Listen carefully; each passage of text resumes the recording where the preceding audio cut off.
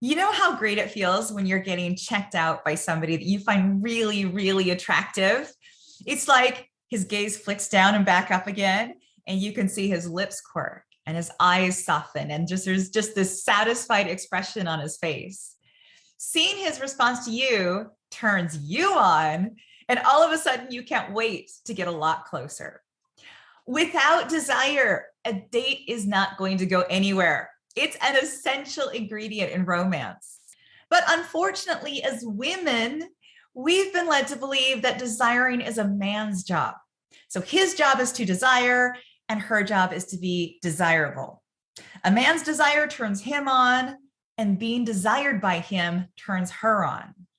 But therapist and sex researcher Sarah Hunter Murray disagrees. Dr. Murray is the author of Not Always in the Mood, The New Science of Men's Sex and Relationships.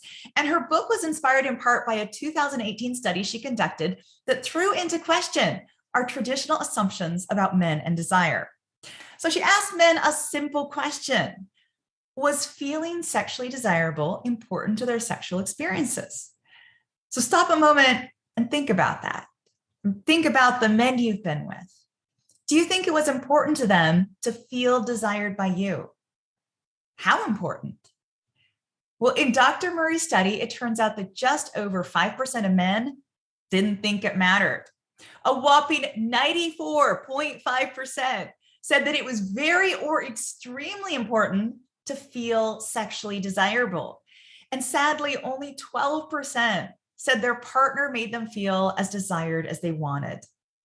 These guys were just hoping for a compliment or two, a loving touch, some flirting or teasing, for her to make the first move once in a while, or even just to see her act enthusiastic. It's such simple stuff, but we women don't often realize how much it matters. Hi, I'm Amy Waterman. I'm a love expert here at yourbrilliance.com. And in this video, I'm going to be sharing 3 steps to turning on the desire in your next date.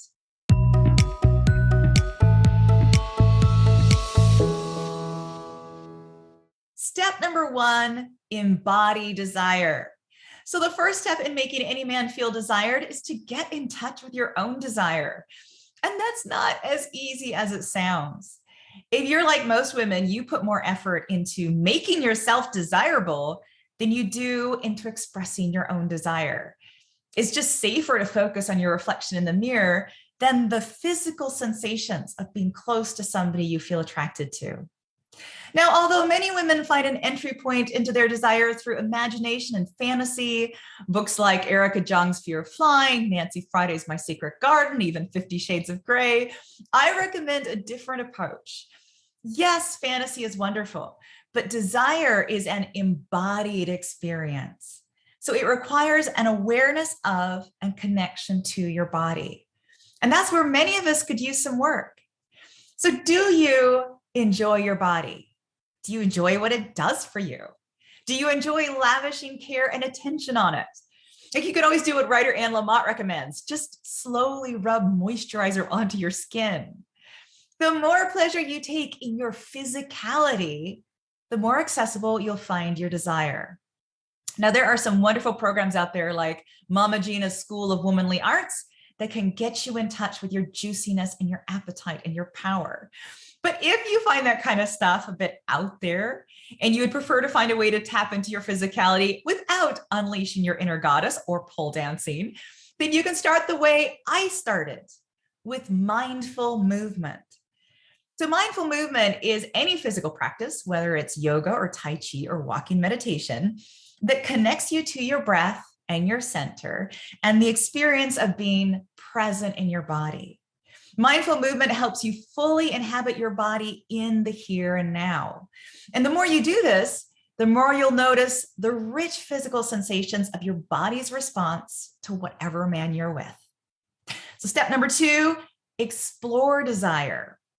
Next, you need to be able to keep yourself in that embodied state of awareness when you're talking with men.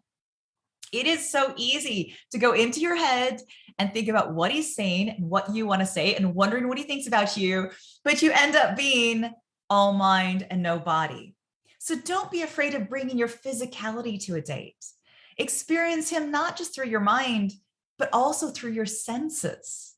So allow yourself to experience his energy, his scent, his physical presence. Allows your gaze to linger on the parts of his body that please you, the cork of his lips, the crinkles around his eyes, the curve of his shoulders. So being with him should be a full sensory experience. And then it's time for the third step, express your pleasure. So step number 3, express desire.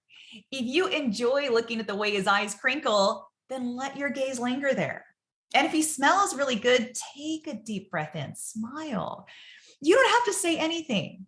Just let yourself experience the pleasure of your body's response to his body. Now, if you're on a second or third date, then you can go ahead and tease or touch him on the arm, give him a compliment, let your gaze linger on his lips.